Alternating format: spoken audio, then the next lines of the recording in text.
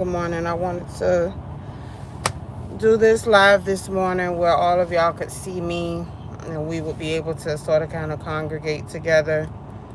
Um, a video dropped yesterday, and I hope that everybody really enjoyed it. I'm gonna just take about 10 minutes to really do this morning blueprint, and I'm hoping everybody can hear what I am saying. But this morning, I just wanted to speak on, are you bleeding out? And when I'm saying that, I'm talking about people can go to work, they can go to church, post online, be around friends, be in a relationship, make everything look like everything is fine and dandy, but in all actuality, people are bleeding out silently. Like, some people are dying inside because they've bled out to the point of no return mentally. And what I've learned is that when you try to do good things in life, or when you try to turn your life around, or when you surrender things to God and finally give God your yes, that is when you are going to be extremely attacked. That is when the devil is going to use things that are closest to you. That is when the enemy is going to try to come for you through things that you love deeply and dearly. And I'm not gonna lie, y'all, I think I've dealt with bleeding out mentally for years, and I'm going through my rebuild process, but I don't think that the enemy he'll never like the rebuild process. Because when you think about it, when Elijah was running from Jezebel, he was on assignment. He had just, tested out the people of Baal and showed them that there was a God in heaven that was bigger than the God that they were serving. And these people, you know, they basically got shown that their God was a false God. And Jezebel, seeing that her people were humiliated and embarrassed, she promised to kill him. And Elijah ran, because sometimes when you're on assignment, things can feel like they're catastrophic. Fear can set in. People can start making you feel as if you can't complete the mission. Good morning, y'all. People will start making you feel like you're not worthy enough, you're not good enough to even be on this assignment. And the only thing I can keep thinking about this morning is literally when Jezebel tells Elijah that she's going to kill him. This is the same God that he just proved wasn't real. And by her saying, I swear to the gods that I serve that I will kill you by morning, he was afraid. Why are we afraid when we know the God that we serve is bigger than the fear that we are allowing to eat us up, to eat us alive even? You get what I'm saying? And we are bleeding out mentally, because as long as the enemy has your mind, he has everything. Like, literally has everything. That's all he needs, is for us to be mentally wounded. And once we are mentally wounded, we will give up on everything. We will give up on the video we just wanted to record. We will give up on eating. We will give up on sleeping. We will give up on ourselves if it came down to it, if people get us mentally wounded. And that's what I'm realizing, is that the enemy literally goes and he takes the people that are closest to you, who you love deeply, that he knows can say something that will cut you so deep and will put you in a place that is going to cause you to be in 10 times more delay than what you were in before. And I tend to go through that, and I won't speak on with who, but it's been several people I've dealt with in life that have mentally wounded me. And with me going through this rebuild process, it's been a journey where I'm excited about it. I'm ready to do it every morning. And then as soon as I'm getting that momentum, he'll have somebody that I love, somebody that is close to me, that will come and say things that will cut like it slices a piece of something mentally and in your heart. And that's why I say when your heart is wounded, your mental is wounded. And you can't stop one or the other, because when you're mentally wounded, your heart is wounded because you're hurt, of course. And it's just, I just want y'all to know on today, if you are bleeding out, that continue to keep praying and letting things be known that you have to guard your heart. In the midst of you trying to do your assignment and do what God has called you to do, you have to guard your heart. Because if you don't, it is going to cause a delay in your life. It's going to cause for you to stop the things that you're doing, that you love, that you're passionate about, that you're really trying to get done. It's going to slow you down. If you don't guard your heart, it tells you in scripture, it says, guard your heart, for the issues of life come from it. That's why when people get hurt, people fall into depression. Or when people get hurt, they fall into suicide. Or when people get hurt, they fall into situations that will tear, it seems like it can absolutely tear you apart. And it just brings the story up about my grandmother, because all of her children made her feel as if she was a burden. You know, she got in an accident, ended up in a wheelchair, to sum it up, and she got this lawsuit settlement, and everybody was out for the money. They were out for the money, but nobody wanted to care for her. And, you know, I just got to be honest, you know, she attempted suicide. They resuscitated her, but she still ended up passing. And it just goes to show you, that is why God says, guard your heart, for the issues of life come from it, because you can fall into something that will try to take you out. You can fall into something deep too, something that you can't come back from. A lot of people have failed down some deep paths. Have you ever seen like a TV show or a movie, and a person ends up losing their marriage or something of that nature, and literally they will lose all of themselves, like they have completely checked out on life?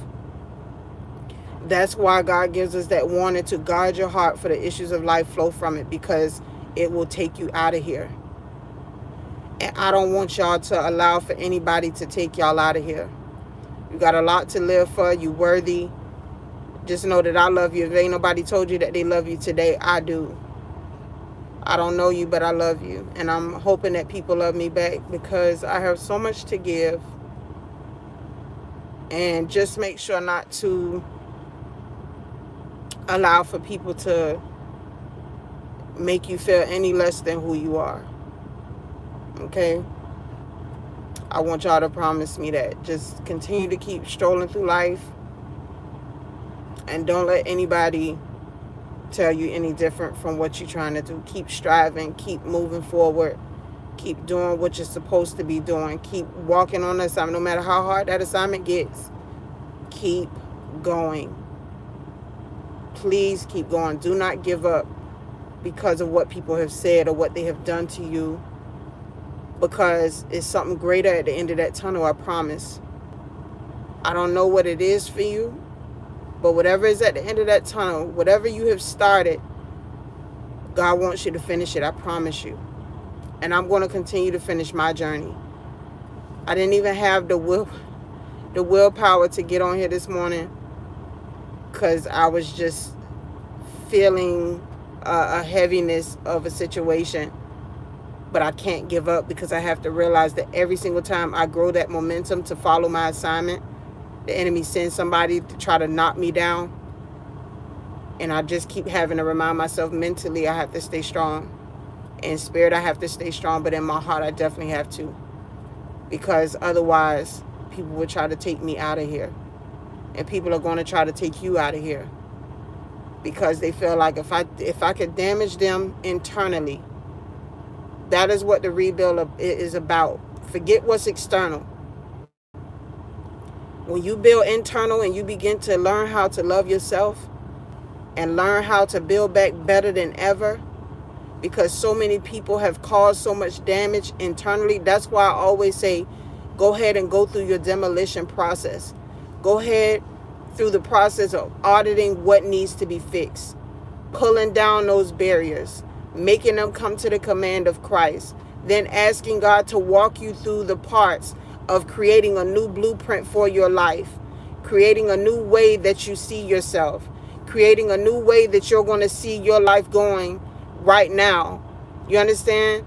And I want y'all to get in the habit, do those self-audits, demolish what has been broken, what cannot be severed, and just allow for yourself to create something new that is going to give you a build back better standard when it comes down to building that new thing.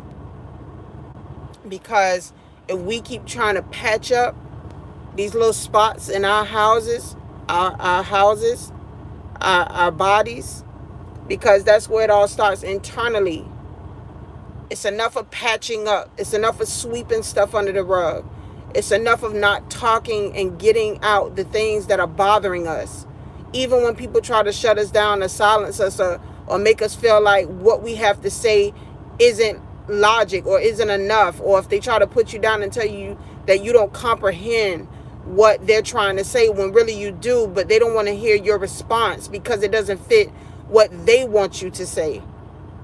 So it's time to throw down all the things that internally people have stacked up inside of you. Take all of that stuff, throw it out, and it's time to build back like you have never built back before. Because I'm telling you, people have built things on our heart that we still have not demolished. People have built things on our mind that we still have not demoed.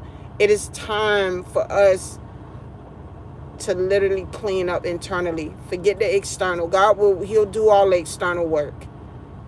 But we got to build internally so we can love ourselves. So when people get ready to walk away from us, when people get ready to not be in our lives anymore, to tell us that they don't love us, to tell us that we're not worthy, that we're not good enough, that we can't fulfill the mission that we're trying to fulfill, stop telling people about the ideas and the things that you want to do, because they're going to continue to tell you how much you can't do it.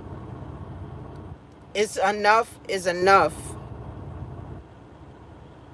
If you got anything that you're trying to do, keep it to yourself. Keep it between you and God. Start executing in the background. And when you pop out with it, people will be trying to figure out, when did you start it? How did you get it done? And successfully, without you telling people things, you'll get so much more done. Sharing causes delay. Sharing causes delay. Stop sharing your ideas. Stop sharing what you're trying to do in life. Keep that between you and God. And work it like you ain't never worked it before. But guard yourself in the midst, because I'm telling you, it could be one person with just a single batch of words that can tear you apart.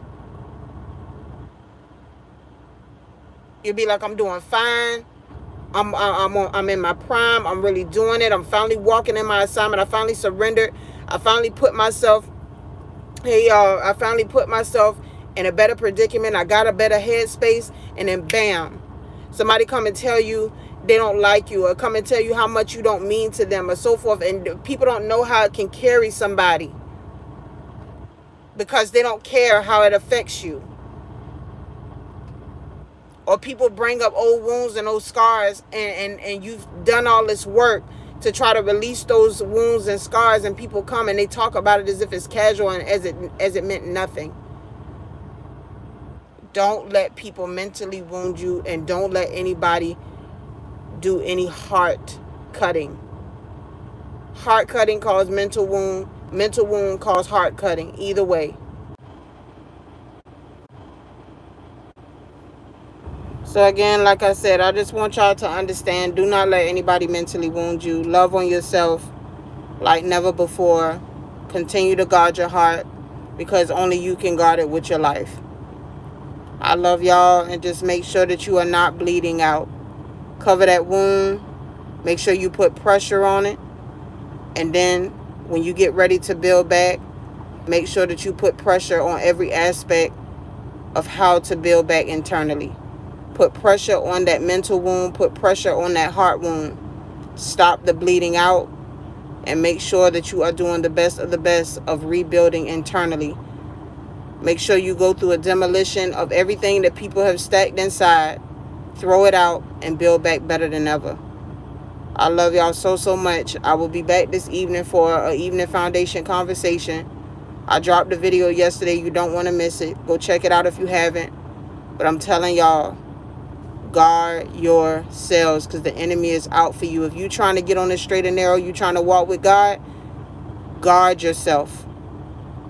Guard yourself, because he's after you. The devil don't target what ain't trying to do nothing. I'm telling you, the devil is not targeting his people. He's targeting God's people. And that's when you know that you are doing what you're supposed to do, because you're going to have a world of hell coming your way. But you better be ready for that fight, and you better put pressure on every single wound, and don't let it deter you from continuously going on that journey that God got you on. I love y'all so much, and I appreciate y'all coming on here and just even hearing what I have to say. Put pressure on that wound and know that you are only a target for the enemy when you are doing the works of God. I'm telling you, that is the only reason people have targets on their back, have people going against them. Because always remember, when people are going against you, when people are betraying you, rejecting you, and so forth, it's rejection is protection. But at the same time, I want you to understand that when people are trying to put you down, when delays are caused and so forth, I want you to understand that people, there's an entity behind the person. There's an entity behind the person. It is not the person that is going against you. It is not the person that is betraying you. Think about it when it came down to Judas. They asked Jesus, they said, who will betray you? And he said, to whom will eat this bread when I dip it in this bowl? And I want y'all to watch out for something now. When he gave Judas that bread, it says when he gave Judas the bread and Judas ate it, it says Satan entered him. So I want you to understand, when you reading that, but when people are reading scripture, a lot of y'all don't be understanding. But I want you to understand right now that it's an entity behind every person that has betrayed you or rejected you or spoke foully against you. Pray for those people. And then I want you to understand that all you got to tell the devil is that regardless of who you try to work through against me, I'm going to still love them, and I'm going to still make sure that I got my armor ready for you. That's what it's about. And y'all make sure you keep fighting. Don't stop just because of people. There is something that is controlling the person. There's an entity. When Jesus was speaking to Judas, you thought he was talking to the body of Judas when he said, go and do what you're going to go do and do it quickly. No, he was talking to the enemy, Satan. He was talking to Satan to tell Satan to go do what you're going to do quickly. That's who sold him and thought that it was going to be a win, not knowing that it was going to be his full defeat, because Adam gave us up. He gave us up. People just keep talking about that apple, but although they corrupted themselves in sin, that's when the enemy had control over us. And that is the reason Jesus got on that cross, to buy us back. That's why every single day we owe him. I love y'all. Make sure y'all hit me this afternoon. I'll be on the evening foundation conversation, because I'm fired up right now. But we're going to talk more about it. I got to take this trailer back to Savannah. I love y'all. Be good, okay? Hit me this evening. I'll be